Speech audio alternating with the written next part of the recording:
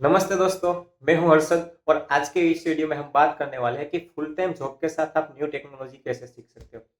अगर आप डेवलपर हो तो आपको ही पता ही होगा कि इस टाइम पे न्यू टेक्नोलॉजी सीखना कितना ज़रूरी है, राइट। अगर आप न्यू टेक्नोलॉजी नहीं सीखते हो तो समझ लो आपका करियर खतरे में है, राइट। तो फुल टाइम जॉब करते हो तो आपको पता ही होगा कि कितना प्रेशर रहता है, स्प्रिंट के टास्क कंप्लीट करने होते हैं, डेडलाइंस भी कंप्लीट करनी होती है और इसी बीच में हमें न्यू टेक्नोलॉजी भी सीखनी होती है।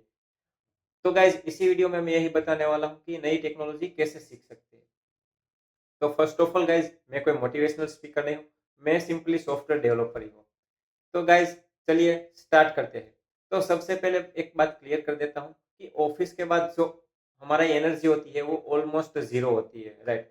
हमारा मीटिंग होती है, डेली स्टैंड-अप होते हैं, स्प्रिंट होता है, ऊपर से टीएल का प्रेशर होता है, हमें उस जो टास्क होते हैं उसमें बग फिक्स करने होते हैं। ये सब के बाद पढ़ने का कुछ मन ही नहीं करता।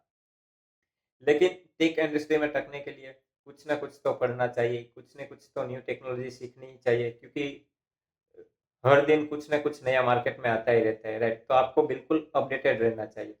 तो चलिए बात करते हैं कि हम कैसे सीख सकते हैं। तो मैं एक बात बताता हूँ कि सबसे पहले मोटिवेशन की बजाय अपने सिस्टम पे फोकस करो, राइट? तो गाइज अब इस वीडियो का हम 4 पार्ट में देखेंगे कि आपको जो स्प्रिंट में कुछ टास्क असाइन हुआ है उससे आप कैसे सीख सकते हो। ऑफिस के बाद जब घर आते हो तो उसका आपका एनर्जी पूरा लो होता है, उसके बाद आप कैसे एक्चुअल लर्न करें। बाद में मैं मेरा एक्चुअल लर्निंग प्रोसेस बताऊंगा और वीकेंड में कुछ कैसे अपना नया कुछ सीखने का प्लानिंग करें, राइट। तो सबसे पहले बात करते हैं कि अपनी जो स्प्रिंट असाइन होती है उसमें टास्क होते हैं, तो उस टास्क से हम कैसे सीख सकते हैं, राइट। तो मैं हर टास्क को 3 पार्ट में डिवाइड कर देता हूँ। पहला जो ऑलरेडी आता है, दूसरा जो मुझे सीखना पड़ता है और तीसरा जो मेन है, जो हम गूगल से कैसे सर्च करें, राइट। अगर आप डेवलपर हो या डेवलपर बनना चाहते हो तो आपकी आर-एन-डी स्किल बहुत अच्छी होनी चाहिए। R&D research and development, right. इससे क्या होता है कि मैं पैनिक नहीं होता हूँ, मेरा टास्क होता है जो आसानी से कंप्लीट हो जाता है और हमें जो कुछ नया होता है वो लर्निंग को भी सीखने मिलता है। मैं एग्जांपल के लिए आप बता दूँ कि आपके पास कुछ टास्क आया, मान लो कि आप एंगुलर लेगेसी कंपोनेंट को एमडीसी कंपोनेंट में कन्वर्ट करना है, राइट। तो आपको हर कुछ तो मालूम होगा नहीं, आपको ऑब्वियसली गूगल करना पड़ेगा, डॉक्यूमेंटेशन रीड करना पड़ेगा। तो आपको क्या कुछ नए-नए कंसेप्ट भी सीखने को मिलेंगे, एंगुलर में क्या नया आया, क्या एमडीसी कंपोनेंट में डिफरेंट है, लेगेसी कंपोनेंट में क्या डिफरेंट है। ये सब आपको जानना, आप ये सब आप जान पाओगे, राइट।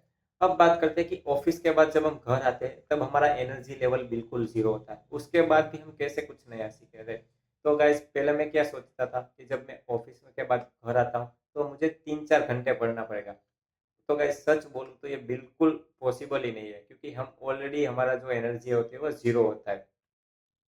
तो मैं एक सिंपल फंडा है कि आप जब घर आओ तो आफ्टर डिनर के बाद सिर्फ ओनली 30 या 45 मिनट पढ़ो, राइट। 30 और 45 मिनट का टारगेट रखो।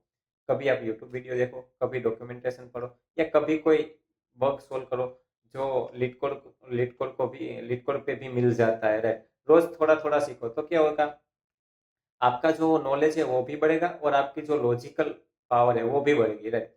अब मैं बता दूं कि मैं क्या करता हूँ।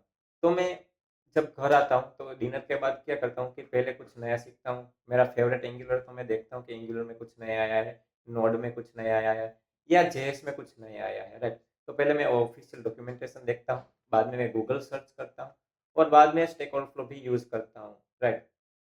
आप देखोगे गाइस हर्षद सोनोग्रा करके, तो मैं स्टैक ओवरफ्लो पे ऑलरेडी एक्टिव ही रहता हूँ।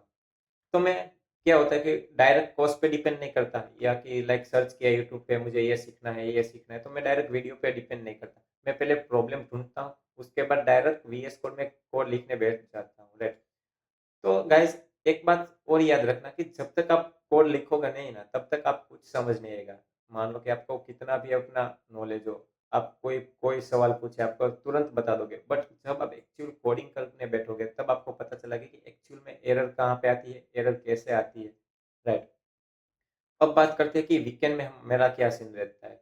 तो वीकेंड में मैं आराम से 9-10 बजे उठता हूँ, कुछ जो बाद में जो कुछ नया हम मैंने सीखा है वो रिकैप करता हूँ, समझना है तो फिर से मैं उसका कोडिंग करता हूँ, राइट। और कुछ नया सीखने की मैं ट्राई ही नहीं करता क्योंकि वीकेंड होता है वो रेस्ट के लिए होता है।